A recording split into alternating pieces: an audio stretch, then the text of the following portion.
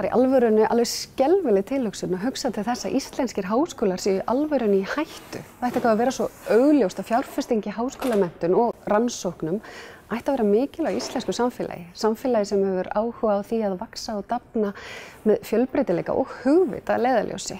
En til þess að Ísland allt dafni þá þarf að tryggja menntunarstig bæði í höfuðborginni og landsbyggðunum. Háskólinn á Akureyri hefur nefnilega ákveðna sérstöðu en háskólinn hefur lagt áherslu á sveigjanlegt nám sem þýðir í rauninni að þú getur stundað nám við skólann úr þinni heimabyggð. Það sem hefur komið náttúrulega í ljós er að fólk sem stundar nám við Háskólann á Akureyri fer til starfa í sinni heimabyggð eftir brautskráningu. Ég held að það sé einfaldlega þannig að þetta sé frábært fyrir Íslendinga alla að því ég er nokkuð viss um það að við myndum öll kjósa að búa í landi sem hefur á sama tíma sterka höfuðborg og öflugar landsbyggðir.